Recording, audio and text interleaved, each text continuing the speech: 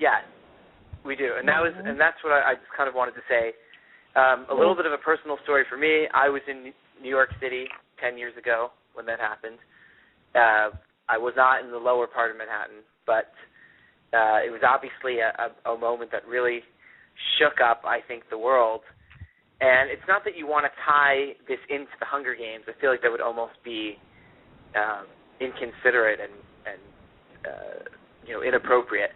But I do think that some of the acts that happened that day probably fall in line with the kind of thing that could have led to a Capitol-type existence, and maybe, at the same time, the same spirit that was shown by firefighters and policemen. It's still hard to believe that with a building basically crumbling, that there were men and women who were willing to run up 40, 50, 60 flights of stairs to try to save people's lives and died for it. So, that sort of sacrifice, I think, does have a Hunger Games element. And I wanted to see if anybody had something to share about this. Ariel, were you in New York at that time, or were you in school? I was in school, so I was in Pennsylvania. But your family was in New York? Yeah, actually, my dad was on the way to the city that day, and for some lucky reason decided that he would stop at the bank before going to work rather than after. And, so he managed to stay out of the city. So both my parents were on Long Island. Does anybody want to say something? I know, Natalie, you were probably in San Francisco then. Crystal was in Hawaii, but I think it touched everybody, no matter where you were in the country. Just any thoughts that any of you have that you'd like to share, or maybe how you relate Hunger Games to that experience if you think it's appropriate. So this is your chance. No one wants to talk. We'll move on. But just wanted to be respectful and give the floor to anyone who's inspired to say something. I was in college, and I had just gotten a job at the this weather place on campus, NOAA, and it was a federal building, and all the federal buildings got closed because of it. So my first day of work, it got canceled, and so I just stayed home and I watched the news all day. Yeah. I was just going to say that when this all happened, my daughter was just weeks from her first birthday. And I remember just shaking and wondering, what kind of world is she coming into? And Saturday night, she's been learning about it in school a little bit now, being in 6th grade.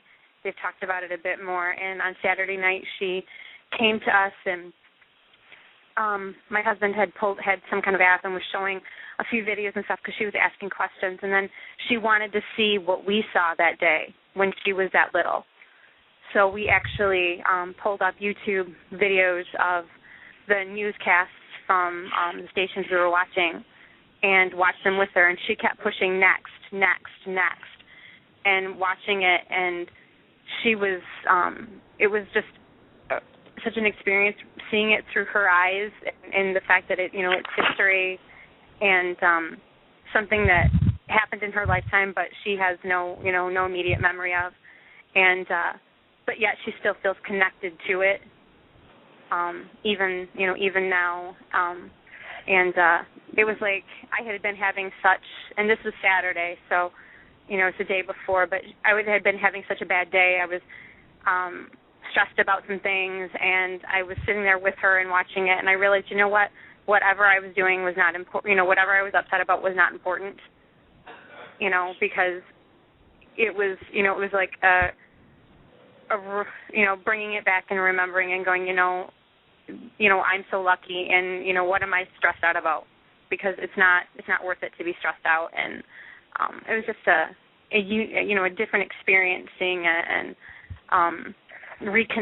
it's like I always feel something for it, but it was like a reconnection with that, and going from me holding her in my arms 10 years ago to her sitting on my lap, watching these videos, it was surreal.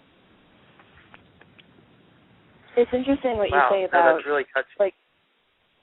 It's interesting what you say about looking at the footage, because I was 13 when it happened, and like Adam said, I was in California, but I had family in New York, thankfully everyone was safe, but I guess I had more of a connection. And my sister and I were actually recalling this because we were upstate with family yesterday, and we ended up watching the Lifetime thing where they basically did minute-by-minute footage. And we said, we honestly didn't see a lot of that 10 years ago because, we had the weird time zone difference. We had to go to school. I remember my school made us do, SAT prep test even though we were all freaking out. And my mom, didn't let us watch the footage, and it wasn't available. I mean, we weren't really online much back then, so it is jarring to see. And the other thing, and maybe this sort of relates to Hunger Games or got me thinking, was the idea that, my sister and I both are here, we're here for school. I came in 2007, she came in 2009.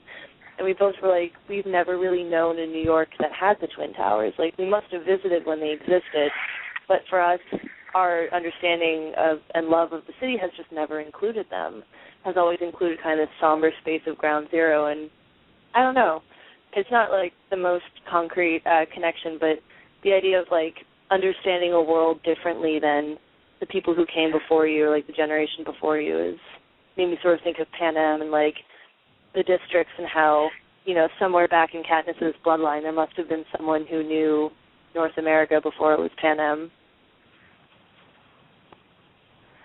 I think that resonates a lot in terms of in terms of really relating to the book and some of the takeaways that at least I got from the book. I think that's very apt about somebody in Katniss's family going back to how do we get to post-apocalyptic or dystopic worldview like what Pan Am has, and what happens to the breakdown of society. I worked in the trade centers before they came down, and it's very strange to go back there and say, well, it's hard to remember what it was like when there were sections of the street that were always in shadow, no matter how bright and sunny the day was, and now all of a sudden you could see all the way through to New Jersey, depending on where you stand. And you have to say to yourself, it's sometimes you tend to forget, and it makes me wonder, will we ever get to this dystopia where you forget what was like before it was Pan Am, or what we forget what the city was when the towers were still standing there, or for some of us who are old enough to remember them building the towers, what it was like watching those come up. So I think that it's pretty apt to draw that parallel. I think for me, what I think about is. Oh yeah, go ahead. Go ahead. Yeah. It just makes me think a lot about kind of the long-term effects of this kind of an event, especially for kids that are young. I know that my nephew at the time was probably about 4 when this whole thing happened, and I think he was just bombarded with the images on the news. And, at the time nobody was really thinking that maybe he shouldn't be seeing all these images over and over. And I think now that at 14, he has a hard time, wanting to fly.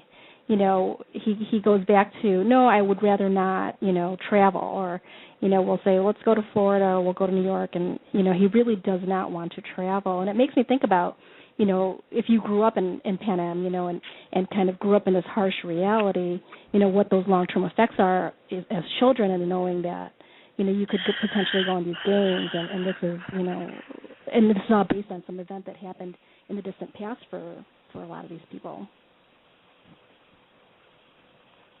No, and what I was going to point out, too, is I think, when you think of Katniss and sort of her suffering in the end, losing a lot of the people she loved, the most important one being Prim, obviously, that there are people walking around who that day woke up, for any normal day and have had to spend the next 10 years basically mourning this person who will never come back.